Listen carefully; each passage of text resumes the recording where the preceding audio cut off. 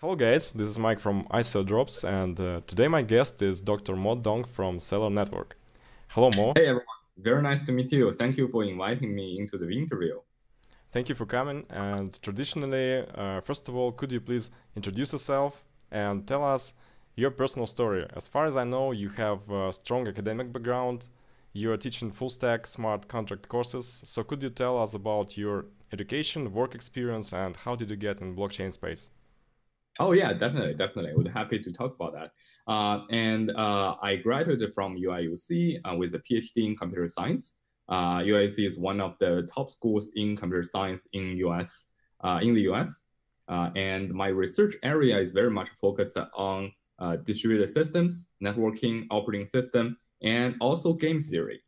So if you think about what is blockchain, blockchain is really an interdisciplinary subject that combines system design, combines distributed system knowledges, and combine cryptographic knowledges, and also game theory. So that is kind of like my nature academic background here that I like basically just in that area because there is no such like blockchain area yet that get emerged. Previously, I have been working extensively on scalability for internet systems. Things like how to speed up your data transfer speed via different kind of routing algorithms or increase the data transfer for cross-continent big data transfer for 10 to 11, 10 to 100 times. So that is like the scalability is also my specialty area that in my research that is, I'm trying to make system fast, right? So my connection with blockchain starts with, back in 2015, I guess. Yeah. So I started to look into academic work on blockchain. That is what people are doing on blockchain. There weren't many. Started with some very classic work like Lightning Network and these kind of a very early days scalability or the speed improvement work on blockchain, and started to get more and more into this. So, but I haven't like basically fully switched to blockchain yet. During the last 4 years, I have been working as a engineer team lead and also product manager in a enterprise-facing company that works on formal verification for networking, which is like basically a networking security company. Right. So basically, it focuses on how to ensure your network is always like safe without any point of leak, basically. So that is my background, and then I started to look more and more into blockchain since last year. And since I start to feel because I'm an early user and early supporter for blockchain technology, but I start to see that we cannot actually achieve mass adoption for blockchain technology if we don't have a usable system.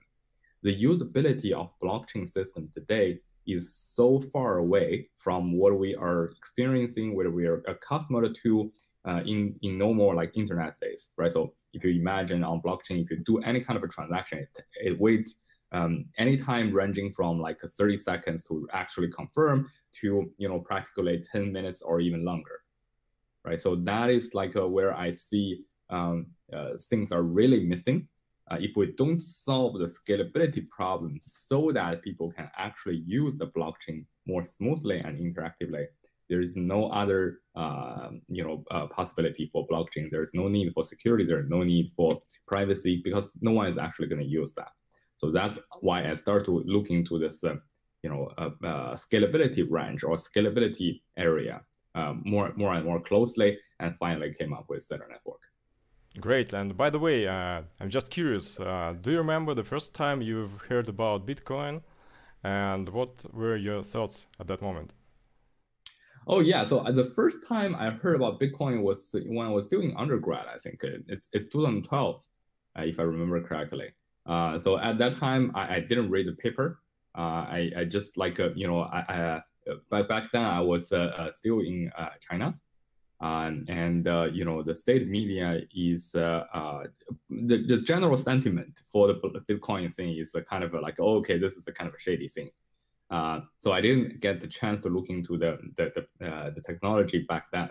But when I came here, I started to dig into more and more into the distributed system. I started to read the first time and read the white paper for Bitcoin. I started to realize this is something that is going to really change the world because it creates trust out of thin air, basically. It creates trust among untrusted parties. That's the core power of blockchain, and that's something that was never be able to done before. So even you, with your background, was initially distracted with this shady image of Bitcoin at that time, yeah? You didn't have a chance to dive deeper into technology and understand the basics and the ideas standing behind. Yeah. So in the very beginning, I was basically got distracted by this kind of okay, Bitcoin is shady, this kind of a sentiment, and I think a lot of people today still do. Yeah. They're very good engineers, they're very top researchers, but they're not interested in Bitcoin, they're not interested in cryptocurrency or blockchain technology in general because there is this kind of general sentiment that this thing is super volatile and this thing is like somewhat shady to some extent. I mean, in a sense, they're right. They are the market is very volatile, but the technology underlying it is really something that is fundamental. That's very interesting, and it's really funny that in your white paper you compare modern blockchain technology to dial-up internet of the 90s, which Yes. cannot support 4K video streaming. And Yeah. we've had a number of guests from different projects here, really bright minds, very talented and smart people, sharing their vision of possible solutions to this eternal blockchain trilemma between decentralization, security, and scalability. Yep. As far as I understand, you propose quite a radical approach, saying not all the things should be necessarily on-chain. Yes. You position in CELER.NETWORK as an internet-scale, trust-free, and privacy-preserving platform where everyone can quickly build, operate, and use highly scalable decentralized applications. So could you give us more detailed view of the project concept and the main ideas of CELER.NETWORK? Yeah, definitely. So, let me start with something that is more familiar with everyone. That is, how the society works these days, how we're doing business every day, right? So, from a blockchain point of view, yeah, maybe taking things off chain, like making everything happening entirely off chain, is something that is a kind of a contrarian view these days. But if you think about it in the real society, this thing is already happening. Right, so we have the court system, we have the judges, we have the juries. They're like the final judge or the final settlement layer for the society, right? So if there's a dispute that just cannot be resolved, we then go to the judge, we then go to the legal system. But for most of the cases, when we're doing daily businesses, when we're doing like normal transactions, when I'm sending my merchant money and my merchant gives me goods, all these things are not incurring this very, very slow final layer of settlement, right? So this is like the essential idea behind off-chain as well. The idea behind off-chain here is that, okay, so let's don't treat the blockchain as a computation layer.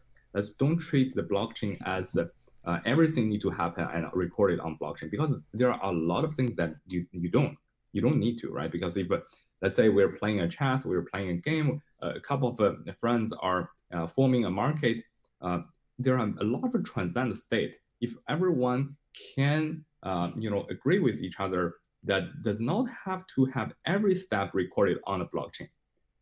Right, so that is the whole intuition behind the off-chain system. That is, we take most of the transaction off-chain. Now, an immediate question comes, that is, how can this be secure, right? So the whole purpose of blockchain is that, okay, everything needs to be 100% secure because everyone is maintaining this whole consensus view of the world state, right? But the off-chain can still be secure because there is always a binding contract on the blockchain to bind the state, to say that, okay, let's write the rules first. let's write rules on the blockchain, and let's put some wages into the blockchain system to say that, okay, if any of you disobey the rule or trying to deviate from the rule, and I can find the proof, and you will get penalized, or your attempt will be invalid, because I can always, just like the core system, I can always revert to the blockchain to execute these transactions on chain, right? So during the off-chain transaction, let me just make a very simple example. Let's say you and I are opening what people usually call a payment channel. The payment channel works like this. So you and I both deposit some money into a smart contract, and that smart contract is going to govern the money for us for the moment. It's acting as a smart escrow. Let's say we both deposited $10 into it. Now, the smart contract, it has this special functionality. It can accept a signed, you can imagine like visually a signed piece of paper stating that, well, among, between you and me, who has how much money among these $20, right? So with that, we have this very strong capability that we can now do off-chain transactions. Let's imagine that I'm sending you $1. What I would do is that I would just write on paper saying that you have $11 and I have $9 and sign it to you. And once you receive this receipt, you can put your name also on it, sign your name also on it. And whenever you want, you could revert this, or you could deposit this into the, you could give this piece of paper to the escrow contract and say, look, we both signed this, we both agreed this, and if you could you distribute the money according to this piece of paper, which is the most recent one. We also have like a sequence number on it, right? So then the escrow contract will then distribute it. But in the middle, we can have numerous thousands of millions of transactions between us. There's no need for any on-chain transactions at all. So that is the initial very primitive version of like off-chain transaction, that is just the value transfer. But CELER.NETWORK scope is much broader than just that. CELER.NETWORK's scope start from supporting off-chain smart contract. That we are not only just supporting simple value transfers, but we are supporting off-chain smart contract that you can run arbitrary logic entirely off-chain. And you always have the capability to bind this on-chain. So that is the first layer, what we call a C channel, right? So we have a layered technical stack, basically. Excuse me, may I interrupt you for a second? And there is a number of basic concepts, key concepts. Celer network is based on, like C stack, C channel, C root, COS, CEPS, and C economy. And maybe we should just one by one give a little more detail on each of these key concepts. Oh yeah, definitely. Thanks for giving this high level stride. That's very helpful. Yeah. C stack is describing the entire technical stack of Celer network, and in the C stack, it is a layered architecture with the lowest layer called C channel. What C channel does is what we call a generalized state channel and sidechain suite. It combines the capability of generalized state channel and sidechain to realize the capability to build off-chain smart contract, not just payment, but off-chain smart contract, right? So you can basically play chess off-chain, you can do auctions off-chain, you can build prediction markets off-chain. All these things are only possible with Celer network's off-chain smart contract capabilities. And what's more important in this layer is that we support multiple blockchains. You can think of the C channel layer as kind of like a hardware driver, for your computer. That blockchains for us, underlying blockchains for us, is just like different hardwares, right? So we are like the operating system, and we can run on different hardwares, and we're blockchain agnostic in that sense. So we can plug into Ethereum, and we currently also start to support Dfinity. And we have partnership with Quantum. We also established a partnership with ELF, which is also a public blockchain, and also partnership with QuackChain, which is a recent project that got released. So all these blockchains want us to be on their platform because they realize that how fast or how scalable their system can be if we start to build on top of them. We create a whole new angle of scalability. And on top of the C channel, we have what we call C route. Just any computer science system, if we look into it, it has like a performance engine, right? So there is a part that determines how fast it can run, right? So there's always that part. So the C route part or the state routing part is the part that determines how fast a off-chain system can run, right? So for blockchain itself, it's probably the consensus algorithm that determines how fast it can run. But for off-chain system, it's the state routing algorithm that can determine how fast this off-chain system runs. And we provide significant academic research on that front with our strong, with our team's very strong capability. We have like about currently 13 people team with all high-profile researchers from like UC Berkeley, MIT, Princeton, all these places to work on this. And we provide the first ever provably optimal state routing algorithm. That is to say that, okay, now we propose this algorithm, and from a theory point of view, there's no other algorithm that can exceed the performance of the algorithm that we provided. And from a practical point of view, if we're just comparing with payment performances, or just if we're just comparing this, because we want to do an apple to apple comparison, right? So there are some other off-chain systems like Lightning and Raiden. The performance difference is about 15 to 20 times. So that's like how much difference this layer can make.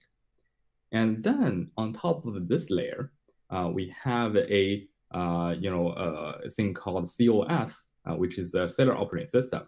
It provides user with a way to build and run off-chain applications, because off-chain application is very different from on-chain application. It needs to maintain their own state. It needs to do the communication. It needs to handle state dependency. That okay, this state depends on some other state. When that state gets settled or resolved, I need to remember to settle or resolve my own state. This sort of thing is all happening and transparently for the user and developer in the COS layer. So that the purpose of COS is really to bring developers from on-chain system to off-chain system very, very easily. There's no need to learn a new language. There's no need to basically, okay, I learned Solidity finally now, but okay, if I'm building on Celer, do I need to learn a whole new language? No, you don't. We extend the Solidity so that if you add a couple functions to conform to our standard, to conform to the interface, you can easily migrate the on-chain application to become off-chain. So that's what we provide. And for the users, it's also a very easy to access user interface. Just feels like an Apple Store, or just feels like a Google Play, where you can access different kind of off-chain applications. Okay, so that's sort of like a technical stack of C stack. And then on the side we have something called C economy. What C economy really is a crypto economic model that facilitates the running of like off-chain system. So what does that mean is that in off-chain system, so first of all, I guess I should come back a little bit. That is, there are a lot of tokens get issued these days as platform, only as platform currencies, right? So you can use that just as a payment method on the platform.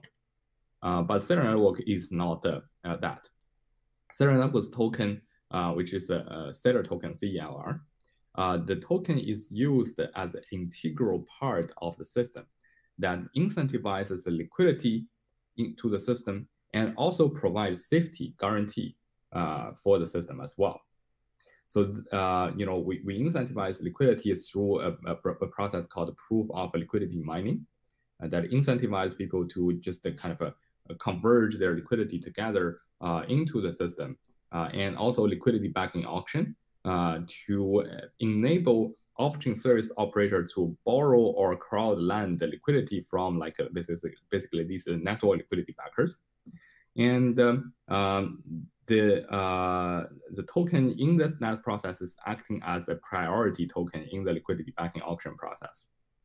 And for the security part, that we want to maintain the off-chain system that is always secure.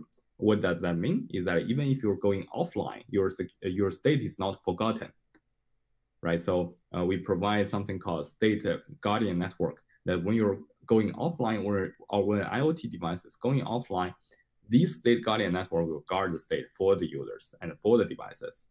And the state guardian, how to become a state guardian, you need to stake Celer token into a special kind of sidechain. And therefore, Celer token in that process is acting as a work authorization token. That is like only with this token can join the club and do the work and therefore receive income from the network. So that is like how the entire stack of CELER.NETWORK is structured. Sorry, that is like a little bit too long introduction maybe. Anyway, great explanation, I think.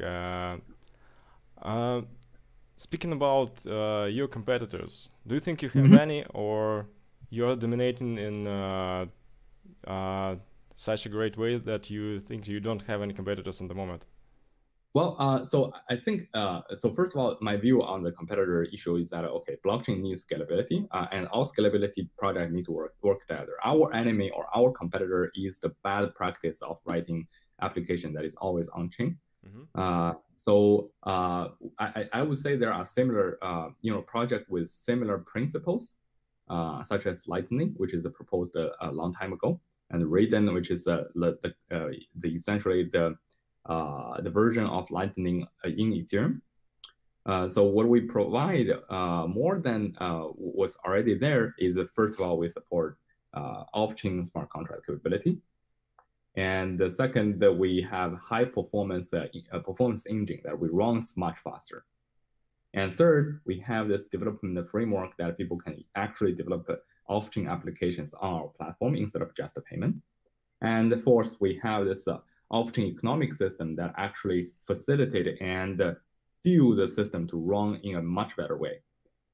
So that's my view on this. Like we are, there are many reasons that these off-chain systems are not being adopted these days. And I think the missing pieces, we're basically filling in the missing pieces to let the off-chain system and also along with that, the blockchain to get mass adoption. That's our view on that. Great. And you've mentioned a number of partnerships with different blockchain projects. Yep. And I've interviewed some of them, and some of them are going to deliver great scalability by themselves that should be able to provide enough throughput capacity for the apps. And what's the reason for these blockchains to use CELER.NETWORK, as they are going to deliver this scalability by themselves?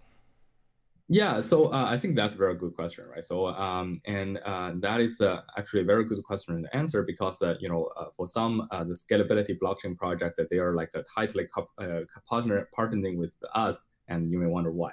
So the first reason is that for on-chain scalability, that is like basically let's modify the blockchain consensus algorithm or doing sharding are the mainly are the two main things that people are trying to do for on-chain scalability. That is like we are trying to improve the blockchain scalability. But for on-chain scalability, there is like a diminishing return that people are already seeing, right? So because in the end of the day, what is on-chain scalability is that you need to have a bunch of machines reach consensus or agreeing on the same thing faster. Right, so that is like your goal. We need to let them agree on things faster. Now, what is if you think about it, what is the fastest way to agree on something? That is just only one guy is making the call. Is like basically agreeing on, it will be the fastest way, right? So now one guy making the call may exceed the performance of what people like are usually using the Visa system. But I think blockchain's scope is much broader than just a payment or just a Visa-like payment processing. It's more about it's providing this really strong trust machine that we can bring almost all economic activities into the blockchain system, right? So if we really start to bring all the contractual logic, all the legal process, all these stuff, all these like marketing exchanges, derivative market, and all this stuff onto blockchain, it's just simply cannot be processed by a single machine. Right, so the capacity of the single machine, because okay, so there's another way that is let's do sharding, right? So let's split this different state into different shard, but that also immediately incurs the problem of like so first of all, sharding itself is a very open research problem, right? So there are a lot of ways to do sharding, and not all of them can actually scale to like indefinite, because the more shard you have, the more likely you can hit this kind of a cross-shard transactions. And once you hit this kind of cross-shard transactions, it's like migrating from one planet to the other. You need to launch a rocket into the space and land it safely on the other side, right? So that is like, also it is fundamentally making a linear data structure into a parallel data structure. It is like a optimistic or optimistic optimization. So it won't give you truly parallel, like basically scalability. Now, another key thing to note is that people these days, or general community these days, talks about a matrix very, very frequently called transaction per second. It is a kind of a deceiving concept here, because it tells you only how many transactions are processed on average per second. But it does not tell you how long a transaction actually takes. What is the latency for a transaction, right? So for any kind of on-chain system, because there's like this consensus process involved, any single transaction cannot actually take like, let's say sub-seconds. It's almost impossible to take like even something less than, let's say, 5 seconds or 10 seconds. Right, so that is like that is just a fundamental barrier that you just simply cannot cross. Now, what about the off-chain?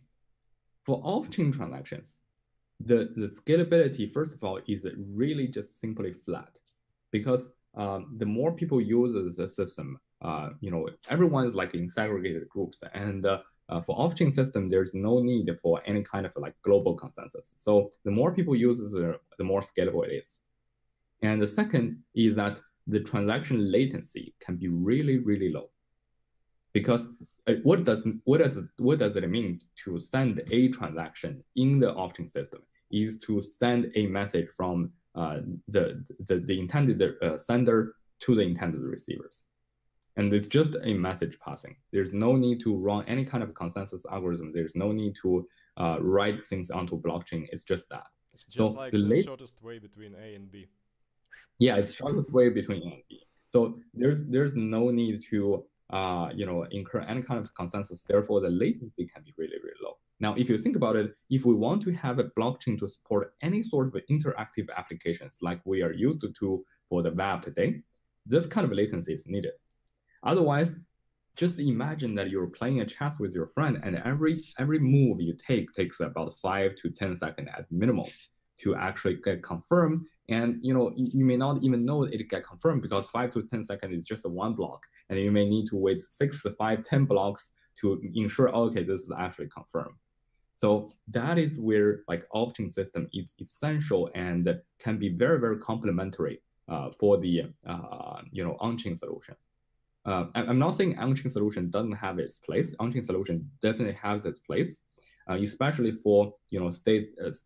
If we really need to record every step of the states, then for off-chain system only gives you the end result back to the blockchain, but on-chain system gives you like every step along the way.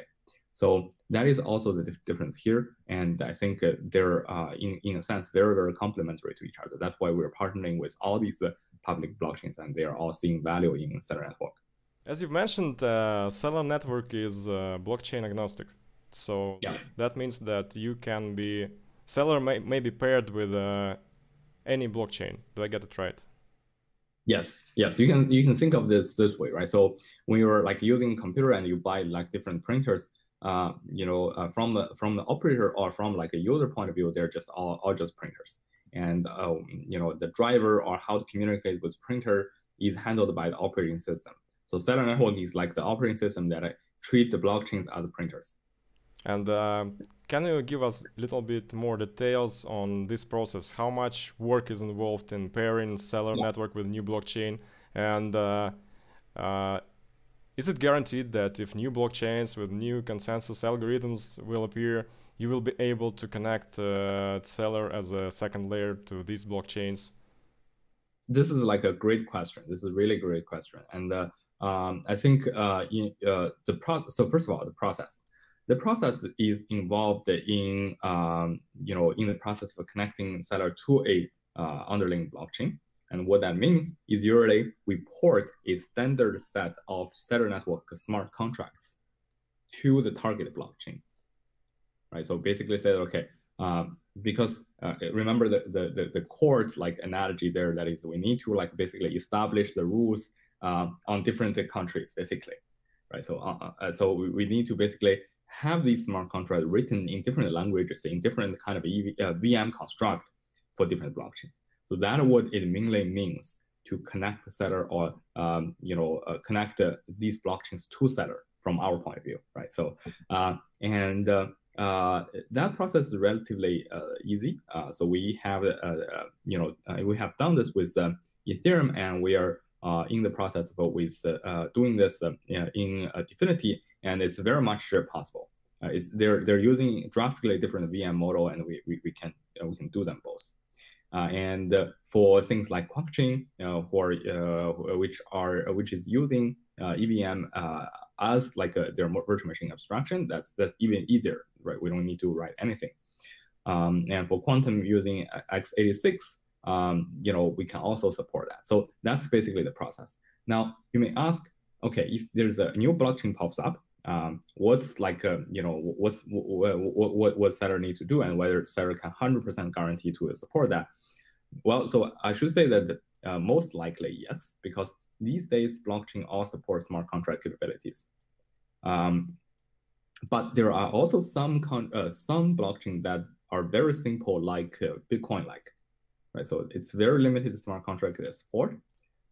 We can support that, but it's not our priority right now because we believe in the ecosystem of smart contracts. We can support those blockchains, but the functionality will be limited. Just like you can have like a fancy hardware that can do all these cool things, but you can also have this old version, which is very solid, very stable, very hardcore. But the things it can do is a little bit limited than the fancy new hardware, basically. So that's kind of like the analogy here.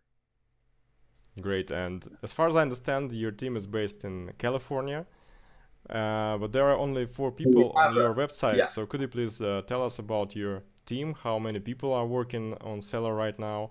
Are you going to hire more people? Do you have some strategy how to attract more developers?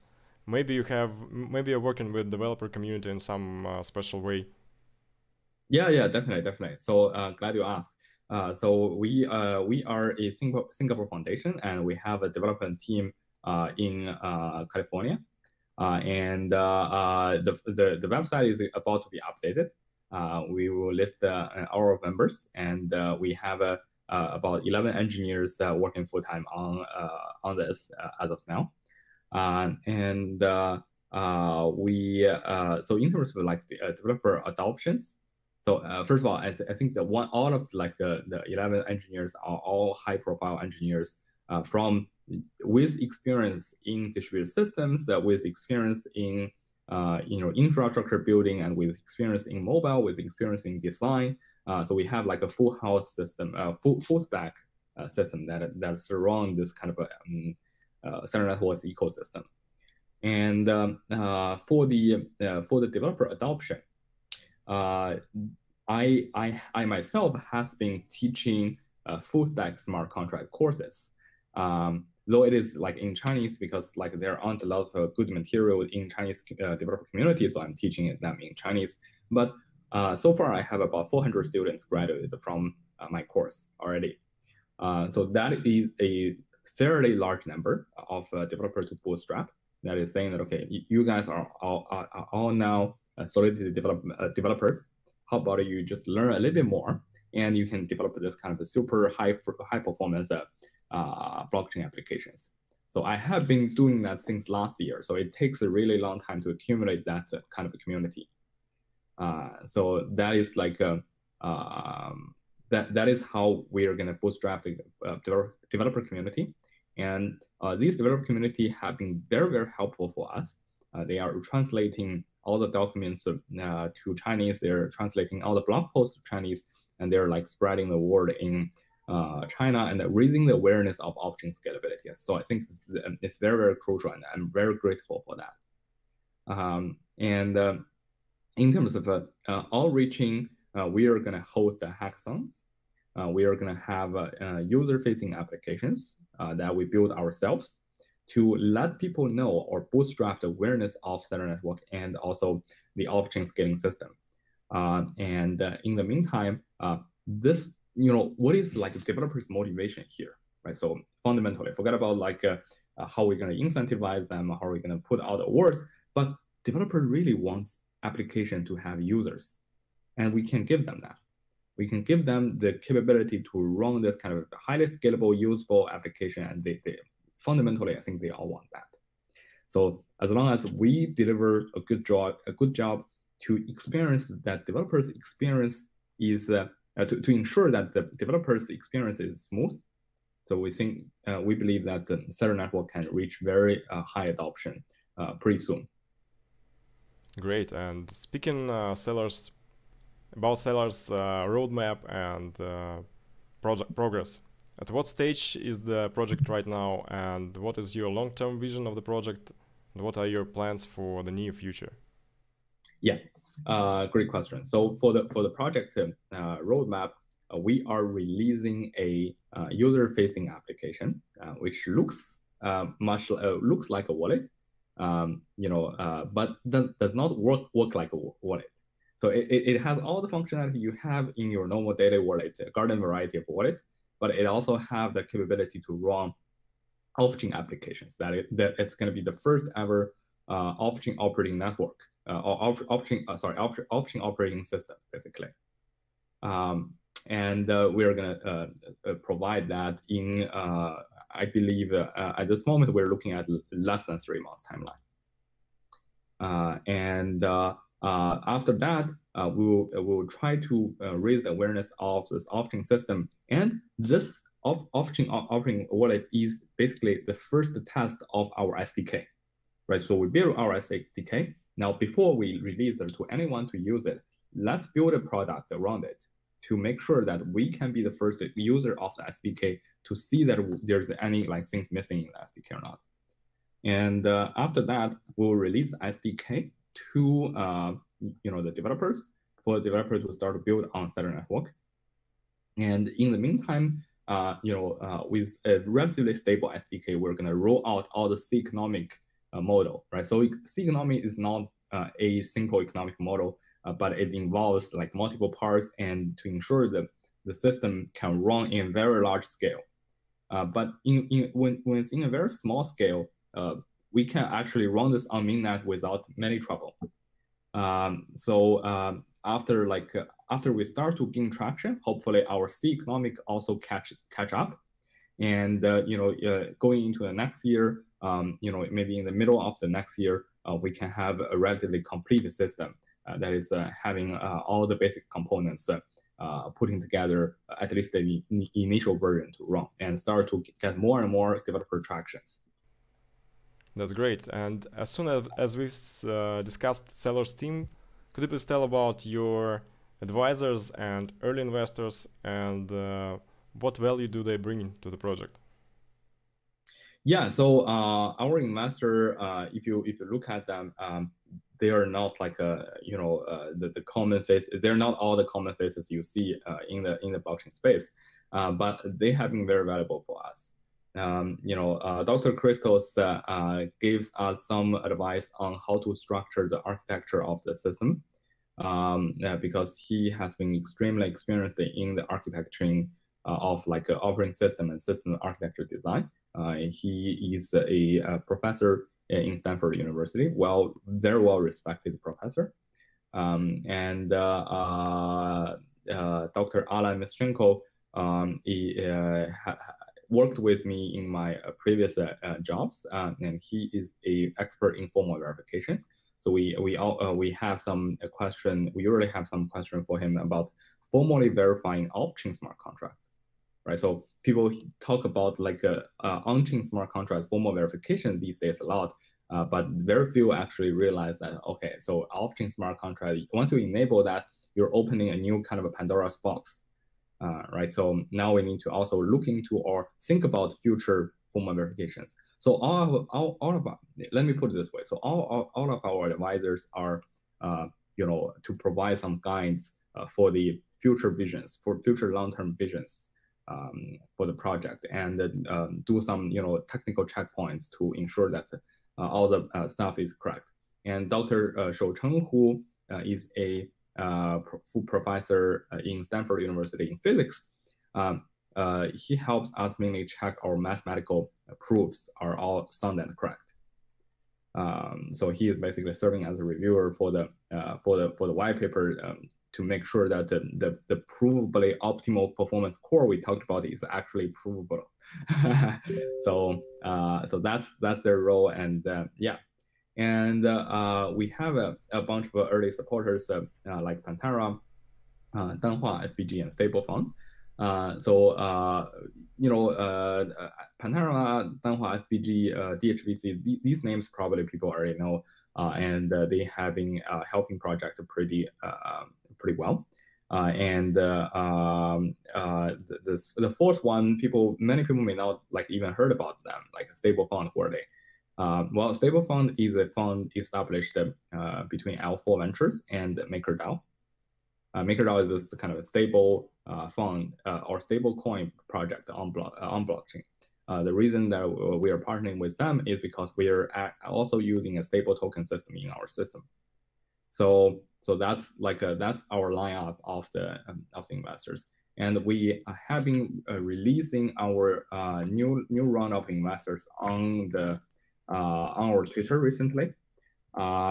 We currently have investors from like 500 startups, Blockchain Capital, New Global Capital, OK Capital, OK Blockchain Capital, 分布是 Signa Capital, L Foundation, MW Partners, Block VC, Arrington XRP Capital, Calling Star, Bixing, Free Ass Waves Platform, Matrix Partner China, 360 Innovation Capital, Torque VC, Nima Capital, QuackChain, IOTax, Quantum, L Foundation. These public blockchain also are our strategic partners. We also have Link VC and many others. I just I forgot, I cannot remember on top of my head. So yeah. Yeah, great company. Thanks. So Mo, thanks a lot for this great interview. In the end, is there something you want to add? Maybe you want to say or to wish something to ICODROPS community?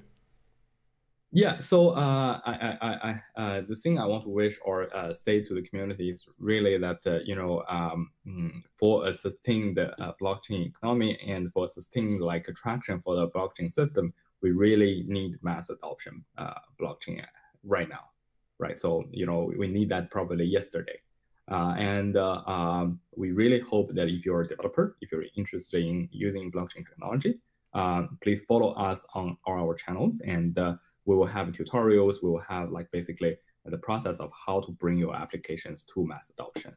And we really want to achieve that in CELER.NETWORK. We're all waiting for this.